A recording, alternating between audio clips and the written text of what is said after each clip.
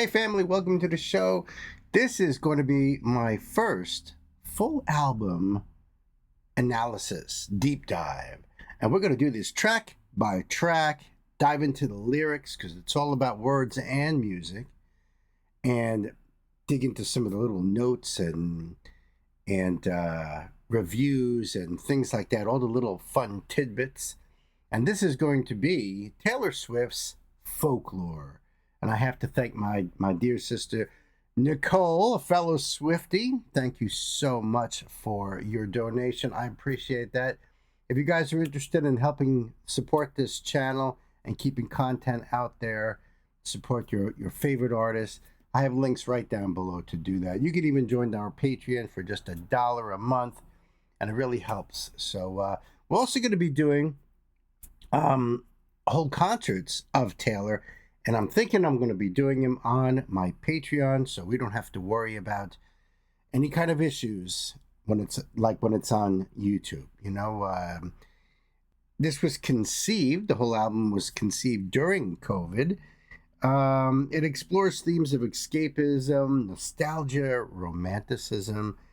And I know that Taylor worked virtually with her producers, Aaron Dessner and Jack Antonoff, and you know, obviously they're in different places. Everybody was quarantined, so we understand what that's all about. And she quarantined herself, you know, and she said she watched a lot of movies, read a lot of books.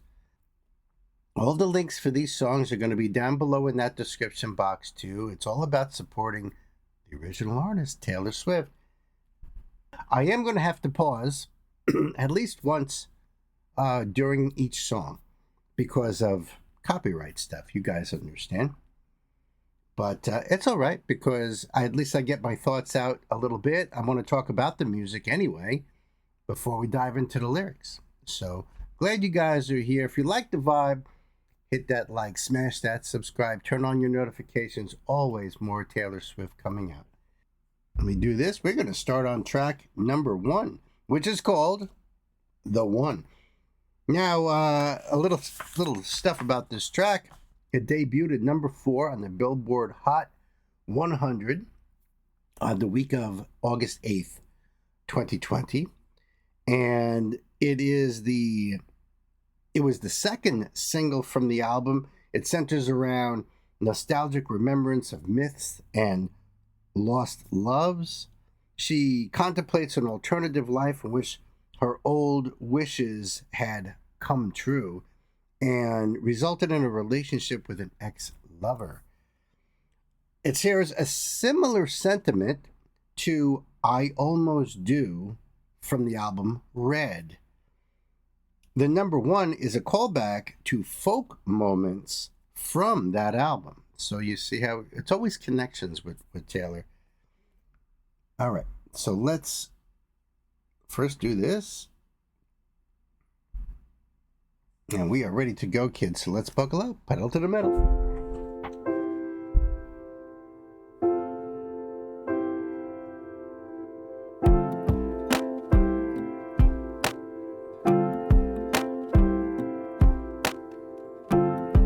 I'm doing good, I'm on some new shit. Been saying yes instead of no. I thought I saw you at the bus stop, I didn't though. I hit the ground running each night. I hit the Sunday matinee. You know the greatest films of all time were never made. The greatest films of all time were never made.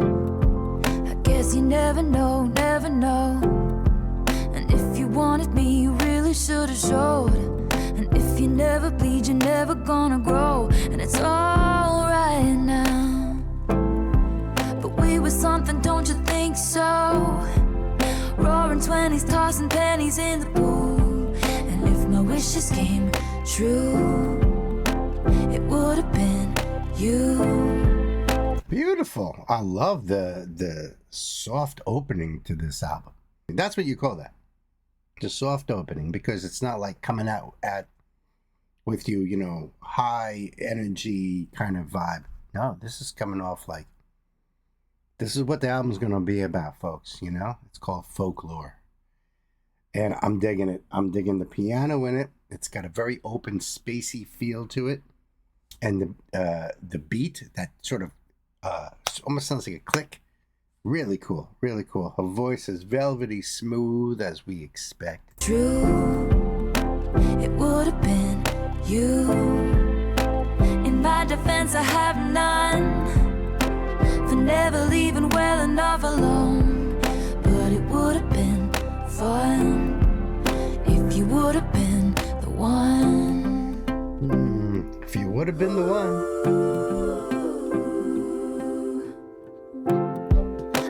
This dream you're doing cool shit, having adventures on your own.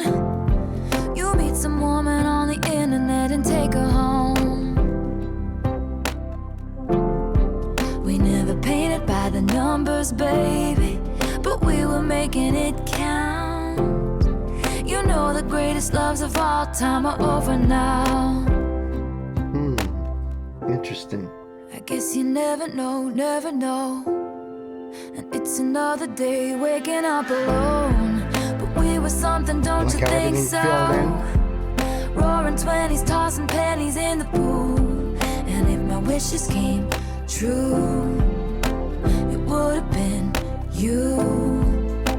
In my defense, I have none for never leaving well enough alone.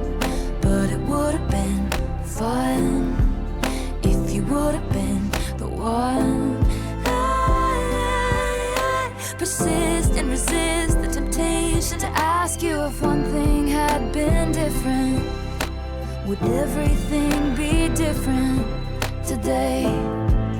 We were something, don't you think so?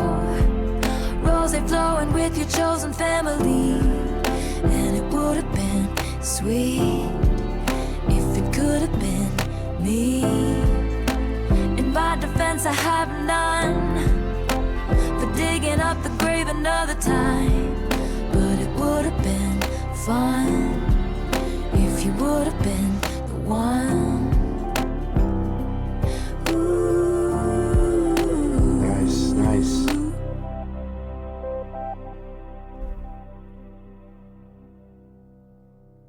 All right, track one, The One. Nice swing to it. Had a really nice flow and swing. I like when everything kind of calmed down, quieted down a bit, and then rose up toward the end of the song there. Like I said, a really nice opening track to the song here. And before we get into the next one, we're going to go into genius.com for the lyrics here. And there's like little annotations. So I'm going to try to include some of them with this too. So, you know, we get a little bit more background and scope. Verse 1, I'm doing good. I'm on some new shit. Been saying yes instead of no. And there's a little note on that. This verse reflects Swift's success and optimism in spite of her battle for her old masters, which she won, just saying, which she started re-recording to regain ownership of shortly after she released Folklore. The line, on some new shit, could also be Swift acknowledging her latest genre switch from fun pop with Lover to more cozy sounds with Folklore. I thought I saw you at the bus stop. I didn't, though. Swift sings this very casually. She's trying to sound as though she's completely moved on and is looking for small talk. But she shows her hand here. Yeah, she does. Seeing someone's face in a crowd is often a sign that you're thinking about that person enough to imagine them where they aren't. She first mentioned this idea in 2012's Holy Ground. And she said, or the line from the song is, sometimes I wonder how you think about it now, and I see your face in every crowd. Additionally, the bus stop reference in this line might not be an actual bus stop, but instead a cozy restaurant called Bus Stop Cafe, located in West Village. I hit the ground running each night. I hit the Sunday matinee. you know the greatest films of all time were never made. I caught that. These lines begin the film motif that appears throughout the rest of the album. It appears on Exile, where she sings, I think I've seen this film before and I don't like the ending. Then on This Is Me Trying, where she sings, you're a flashback in a film reel on the one screen in my town. You know, I've know towns that only had one little tiny movie theater in it. But it was great because it was like that's the place where everybody hung out. Then the pre-chorus, I guess you never know, never know. And if you wanted me, you really should have showed. And if you ever bleed, you're gonna grow. And it's all right now. Interesting. When she says, I guess you never know, it's a simple line that recognizes how humans are prone to naivete. It references the common idiom, when you know, which could have been used by the couple before their relationship ended. They, in fact, did not know, and is thus the origin of this line. And if you wanted me, you really should have showed. And if you never bleed, you're never gonna grow. And it's all right now. But we were something, don't you think so? Roaring 20s, tossing pennies in the pool. And if my wishes came true, it would have been you. In my defense, I have none for never leaving well enough alone. But it would have been fun if you would have been the one. So when she says, if you would have been the one, the following song in the album Cardigan shows Swift writing from Betty's point of view, describing herself as the one. Chase two girls, lose the one is the line. If fan theories about the teenage love triangle on Folklore are right, and the number one is from Augustine's point of view, this contrast shows just how much Betty knew she would be the right one for James, and they would end up together. But Augustine still wishes James would have chosen to be with her instead. We'll cover more of that as we go further into the song. Verse 2, I have this dream, not further into the song, but rather further into the album, I meant. I have this dream you're doing cool shit, having adventures on your own. You meet some woman on the internet and take her home. We never painted by the numbers, baby, but we were making it count. I like that, numbers count. You know the greatest loves of all time are over now. I wonder what she means by that. This lyric is reminiscent of Swift's 2019 track, Death by a Thousand Cuts, another song about a lost love. Pre-chorus, I guess you never know, and it's another day waking up alone. Then the chorus, but we were something, don't you think so? Roaring 20s, tossing pennies in the pool. Okay, and if my wishes came true, it would have been you. In my defense, I have none, for never leaving well enough alone.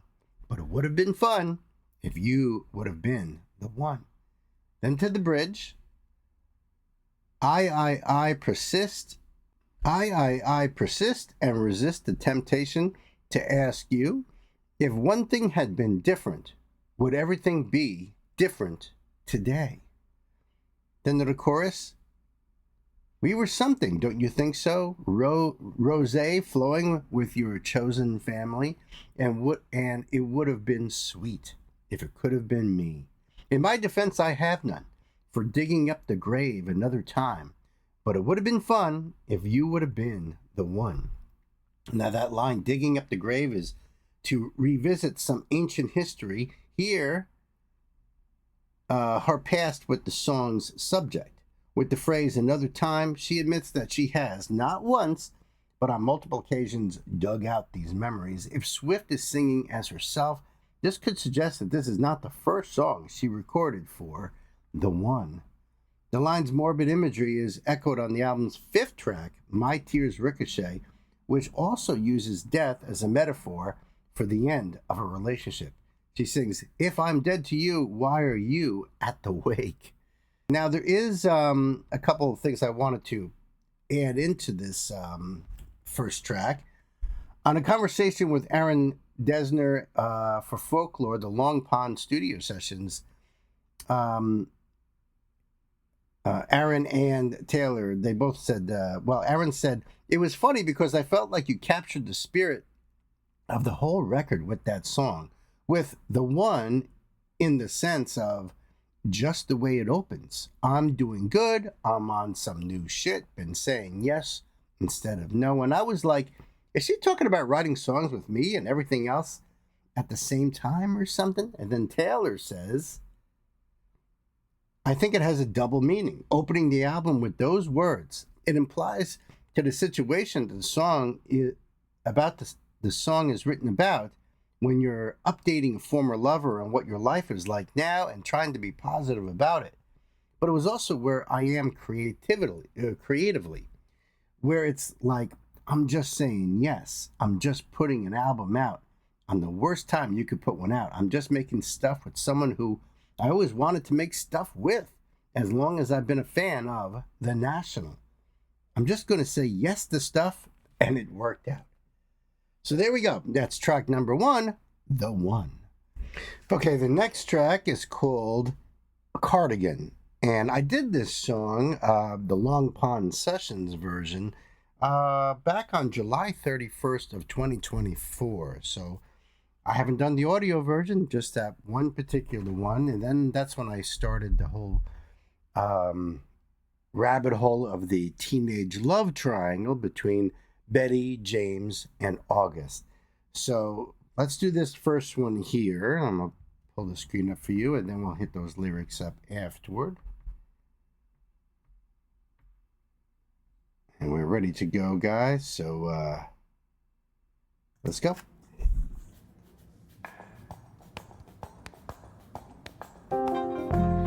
Vintage tea, brand new phone, high heels on, cobblestones.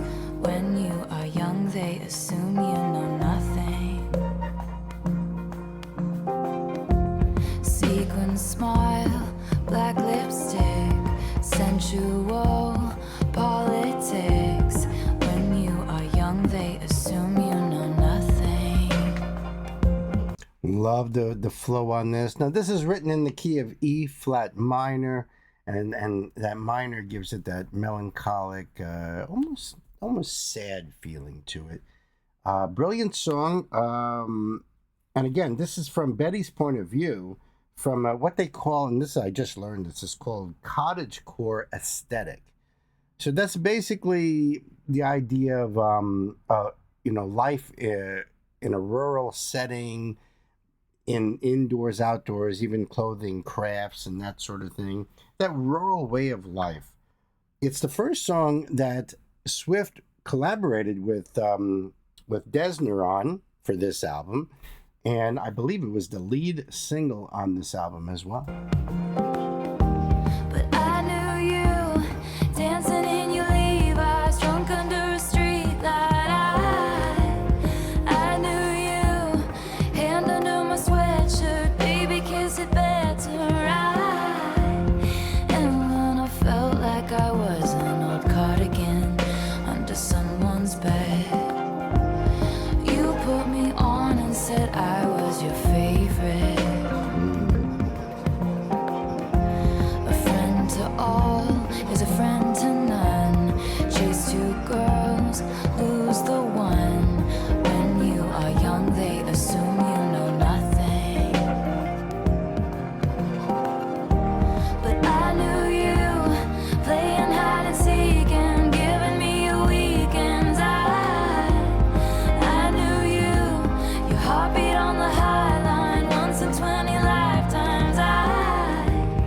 And when I felt like I was an old cardigan under someone's bed, you put me on and said I was your favorite.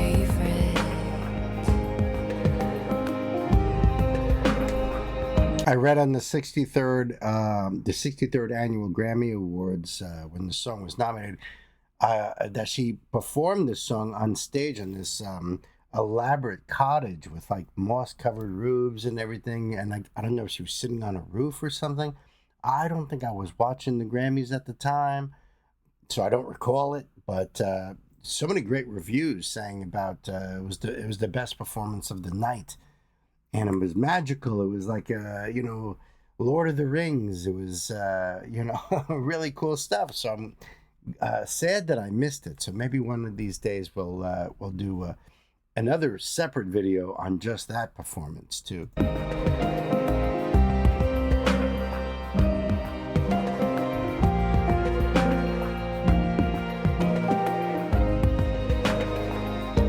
To kiss in cars and downtown bars was all we needed. You drew stars around my scars, but now I'm bleeding. 'Cause I knew you stepping on the last train, marked me like a bloodstain. I knew you tried to change the ending, Peter losing Wendy. I knew you leaving like a father, running like water. And when you are young, they assume you know nothing. But I knew you'd linger like a tattoo kiss. I knew you'd haunt all over my what ifs. The smell of smoke would hang around this long. 'Cause I knew everything when I was young. I knew I'd curse you for the longest time, chasing shadows in the grocery line. I knew you'd miss me once the thrill expired, and you'd be standing in my front porch light. And I knew you'd come back to me. You'd come back to me. And you'd come back to me. And you'd come back. And when I felt like I was an old cardigan under someone's bed, you put me on and said I was your favorite.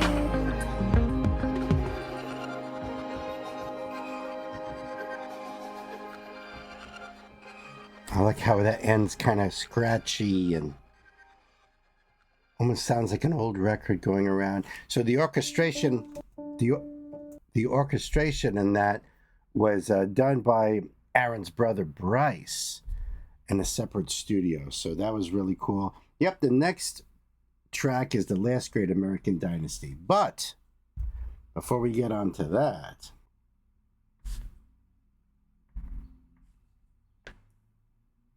all right, so genius.com again for Cardigan. Verse 1, vintage tea, brand new phone, high heels on cobblestones. That right there sounds like a challenge, right? High heels on cobblestones. Not that I wear high heels, but, cobblestones are pretty, uneven. So when you are young, they assume you know nothing. Sequin smile, black lipstick, sensual politics. When you are young, they assume you know nothing. So, sequin smile, what is the note on that? The description is strikingly similar to the outfit Swift wore to the 2016 Met Gala, where she allegedly met Joe Alwyn, her boyfriend, as of Folklore's release. Sensual politics, Taylor had maintained a long-standing silence on political issues for the majority of her career. This changed in 2018 when she took a stand against a Republican candidate in her home state of Tennessee.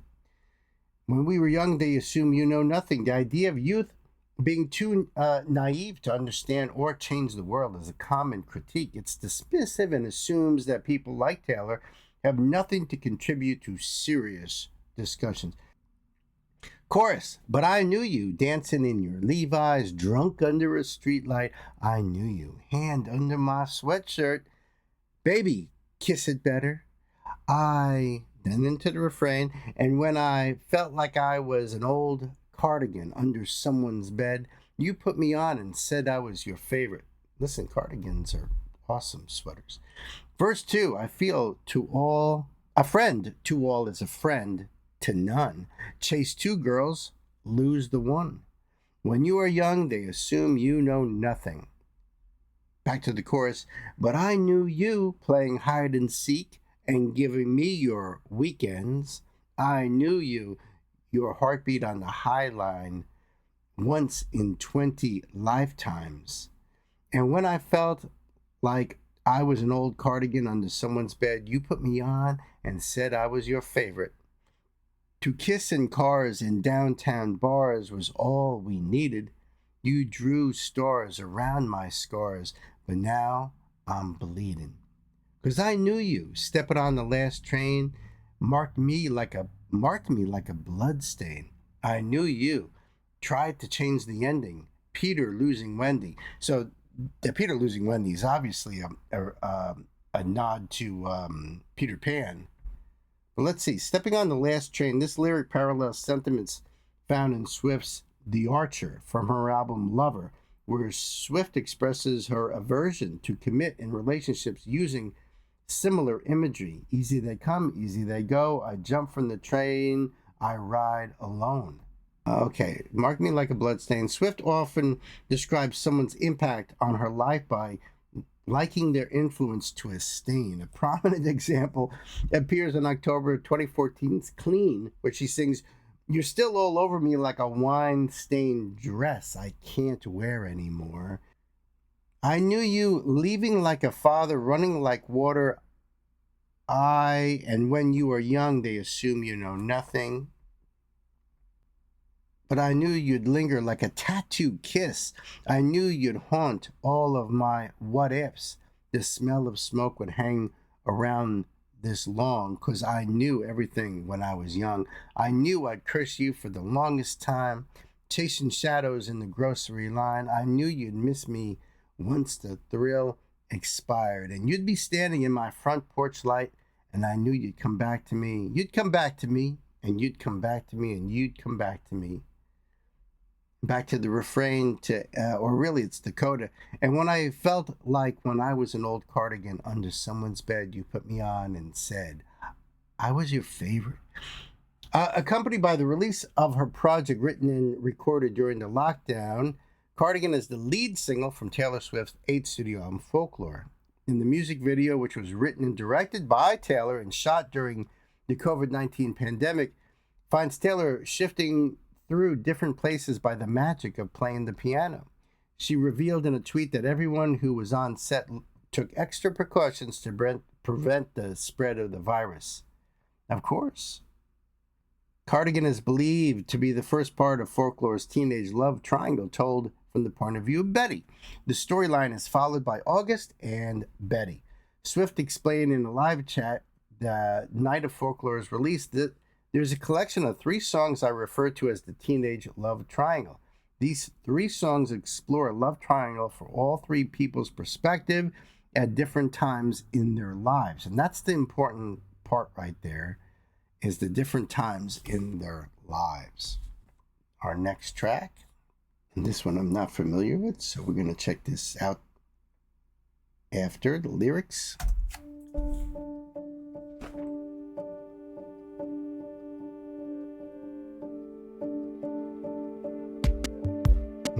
Nice. Rebecca rode up on the afternoon train. It was sunny. Her salt box house on the coast took her mind off St. Louis. Bill was the heir to the Standard Oil name and money, and the town said, how did a middle class divorcee do it? The wedding was charming, if a little gauche.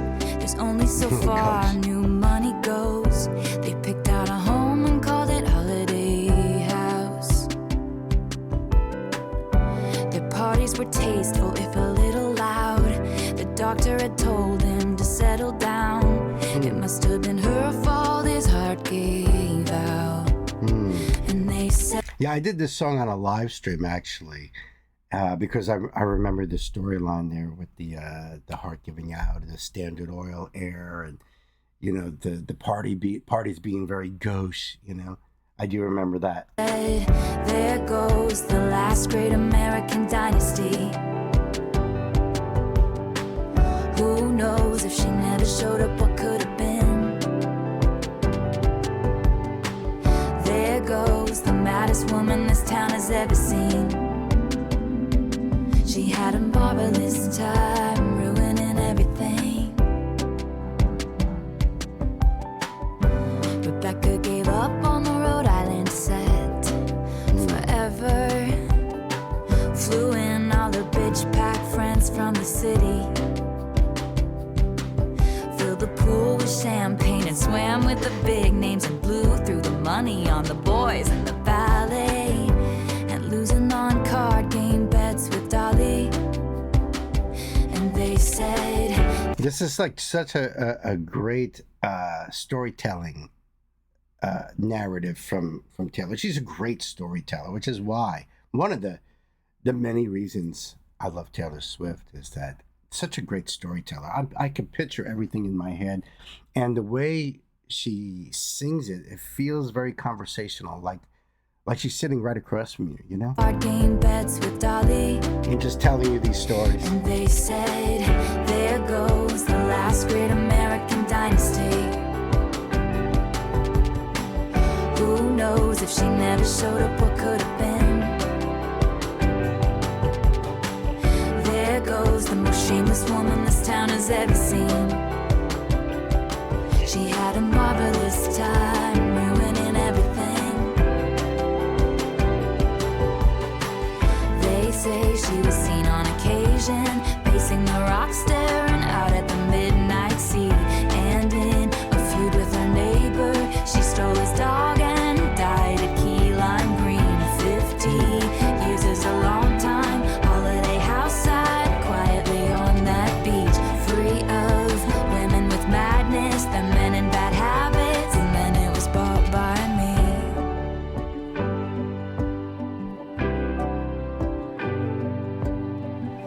Who knows if I never showed up, what could have been? There goes the loudest woman this town has ever seen. I had a marvelous time, ruining everything. I had a marvelous time. Like how she goes up in her pitch. Ruining everything, a marvelous time. Ruining everything, a marvelous time. I had a marvelous time.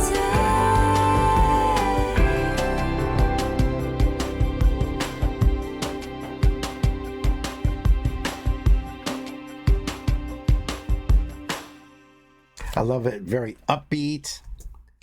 Obviously, we're going to go into the next song here. So before we do, go into the lyrics. All right. So this is it follows the story of Rebecca Harkness, a patron of the arts and founder of the Rebecca Harkness Foundation. We'll get more into that after we go into more of the lyrics here. Rebecca rode up on the afternoon train. It was sunny. Her saltbox house on the coast took her mind off of St. Louis. Bill was the heir to the Standard Oil name and money, and the town said, how did a middle-class divorcee do it? The wedding was charming, if a little gauche. There's only so far new money goes. They picked out a home and called it Holiday House. Their parties were tasteful, if a little loud. The doctor had told him to settle down. It must have been her fault. His heart gave out. So I guess he didn't listen to his doctor. Or maybe it was her influence on him. And they said, there goes the last great American dynasty. Who knows if she never showed up, what could have been? There goes the maddest woman this town has ever seen. She had a marvelous time ruining everything. I love that line. Verse 2, Rebecca gave up on the Rhode Island set forever, flew in all her bitch pack friends from the city. Bitch pack in caps, capital B, capital P. Filled the pool with champagne and swam with the big names and blew through money on the boys and the ballet and losing on card game bets with Dolly. Referring to Salvador Dali, I'm assuming in that. There's a lot of history. It feels like a history lesson in this in a really cool way. And they said, there goes the last great American dynasty. Who knows if she never showed up, what could have been? There goes the most shameless woman this town has ever seen. She had a marvelous time ruining everything. They say she was seen on occasion pacing the rocks, staring out at the midnight sea. And in a feud with her neighbor, she stole his dog and dyed it key lime green. 50 years is a long time. Holiday House sat quietly on that beach, free of women with madness, their men and bad habits. And then it was bought by me. Who knows? If I never showed up, what could have been? There goes the loudest woman this town has ever seen. I had a marvelous time ruining everything. I had a marvelous time ruining everything. A marvelous time ruining everything. So I want to just go back a little bit on that note here. Because, you know, where she says free of the mad women and being bought by me. Swift purchased the Rhode Island Holiday House for $17.75 million in 2013. Here she embraces the history of the house as well as her and Rebecca's controversial reputation. She explained the switch in the narrative to Entertainment Weekly. She says, I always wanted to do a country music standard narrative device, which is the first verse you sing about someone else, the second verse you sing about someone else who's even closer to you, and then in the third verse you go, surprise, it was me. You bring it personal for the last verse, and I'd always thought that if I were to tell that story, I would want to include the similarities, our lives or our reputations or our scandals. Swift later then likens herself to a woman with madness on Mad Woman, a song that seems to be about her fight to own her work. No one likes a mad woman. What a shame she went mad. Okay, and let me just do this. And here we go.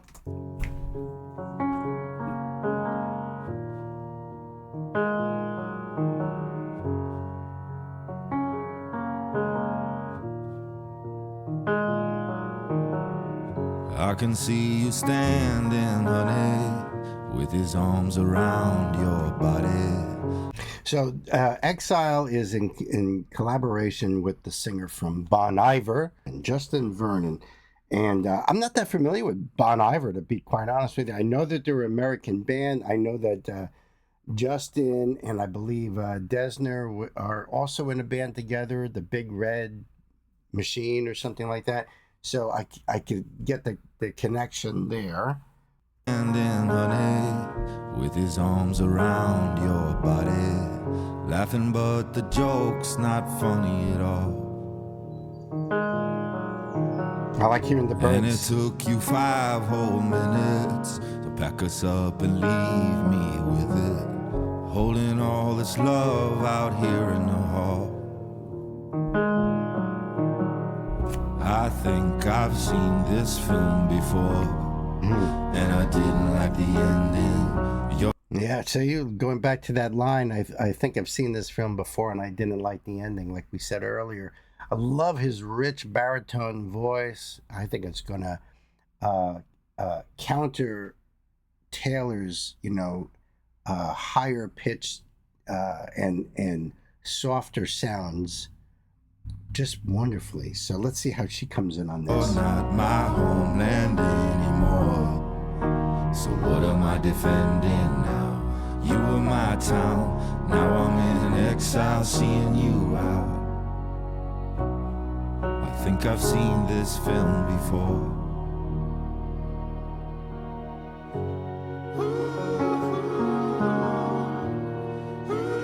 Very nice.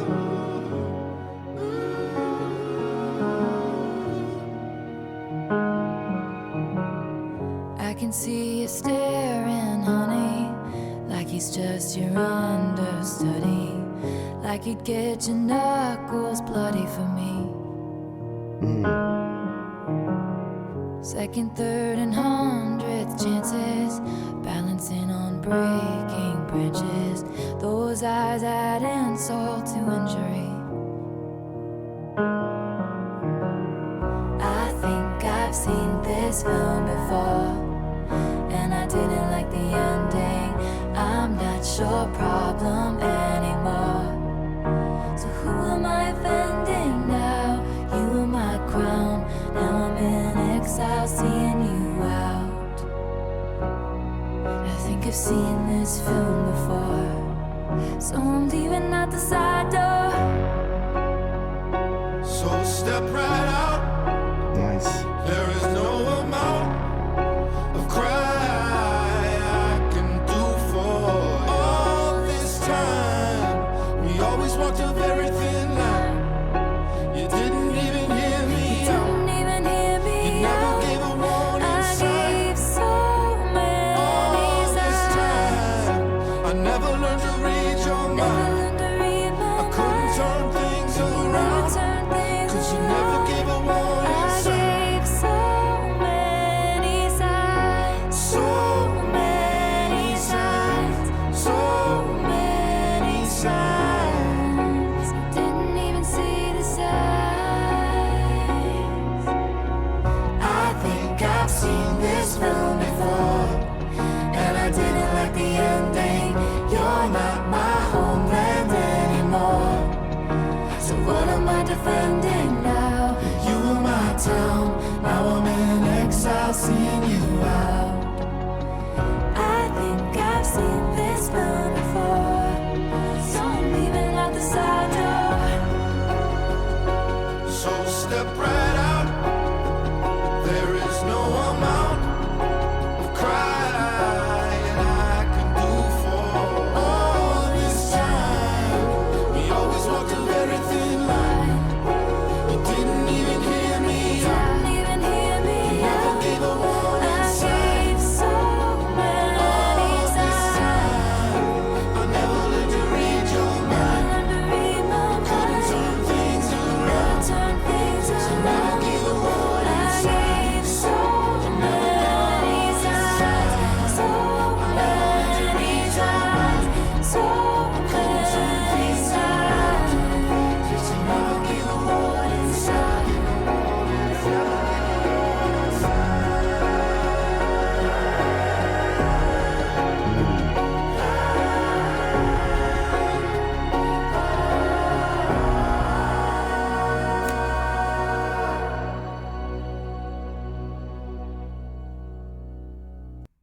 Freaking awesome song. Wow. It's a discussion between Justin, you know, the male part, and Taylor, the female part, about a former relation that they had. Not that they did in real life, just, you know, the characters that they're portraying here. And he has not moved on, and she has. That's what I've read. Also, many publications called Exile one of the best songs of 2020. That's really amazing. That's really amazing. I think it's an awesome song. I love their contrast back and forth together. Fantastic. So Exile describes two ex-lovers seeing each other following a breakup. Justin describes feelings of confusion about how quickly a lover moved on, while Swift offers a perspective about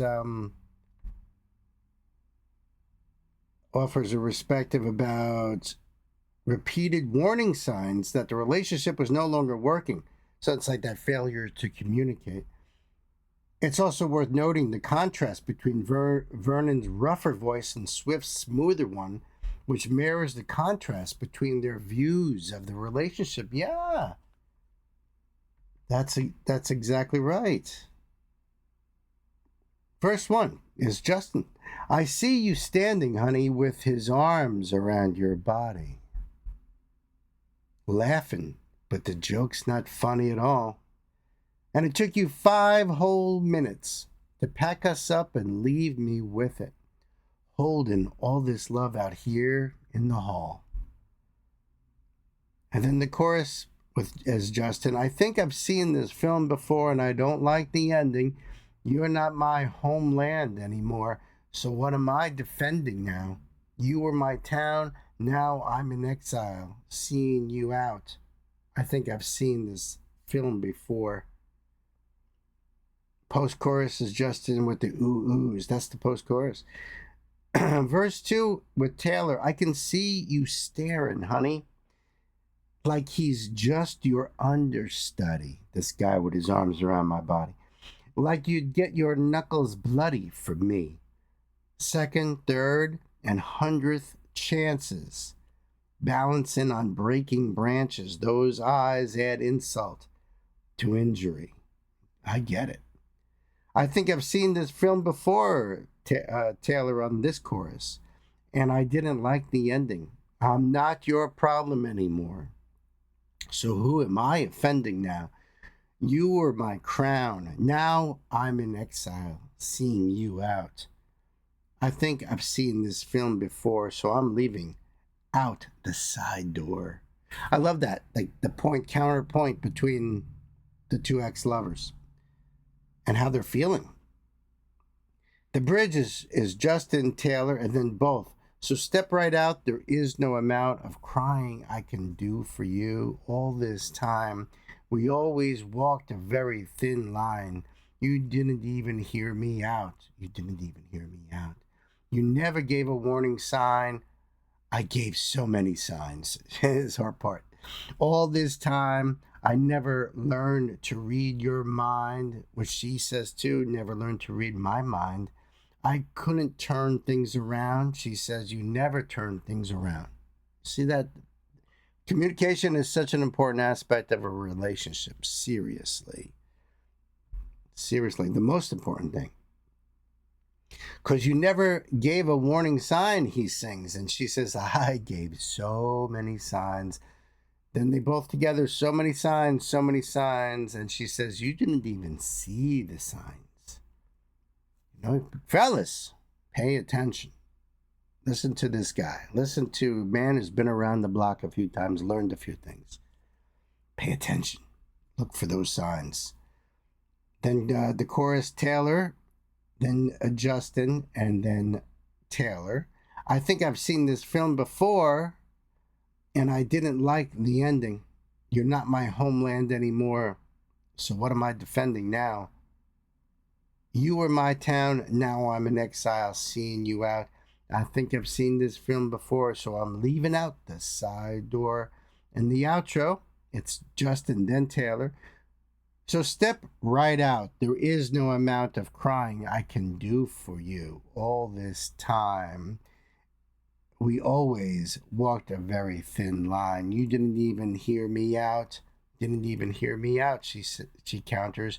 You never gave a warning sign. She says, I gave so many signs. All this time, I never learned to read your mind. And she says, never learned to read my mind. I couldn't turn things around. She says, you never turned things around because you never gave a warning sign. I gave so many signs. You never gave a warning sign. All this time, so many signs. I never learned to read your mind. So many signs. I couldn't turn things around. I couldn't turn things around because you never gave a warning sign. You never gave a warning sign. Absolutely. The song prompted many comparisons to Swift's 2012 track, The Last Time, another song that discusses the downfall of a relationship. Much like Exile, Swift and featured artist Gary Lightbody's voices contrast in tone, highlighting their differences. Exile is one of many folklore songs to contain a movie motif. Other songs to do so include The One, which we did already, This Is Me Trying, and Hoax. It's also her first collaboration with Bon Iver, who she called one of her musical heroes, in an Instagram post announcing Folklore. Swift spoke about the story behind the song in a clip she sent to radio stations in late August of 2020. Exile is a song that was written about miscommunication in relationships. And in the case of this song, I imagine that the miscommunications ended the relationship. They led to the demise of this love affair, and now these two people are seeing each other out for the first time. And they keep miscommunicating with each other. They can't quite get on the same page. They never were able to. And even in their end, even after they've broken up, they're still not hearing each other. So we imagine the beginning would be his side of the story, the second verse, her side of the story, and the end would be the story of them talking over each other and not hearing each other. We're really stoked about how it turned out, because it really does seem to be about the tragedy of two people, of two ships passing in the night. And Bon Iver tweeted about the involvement, saying, "I was very, very honored to be a part of Taylor Swift's album Folklore. Shout out to Aaron Dessner for always being the great connector." Saint Connector. And I love it. Communication is so important when it comes to any kind of relationship, really. Bad communication always leads to a relationship going. So, all right. Next up,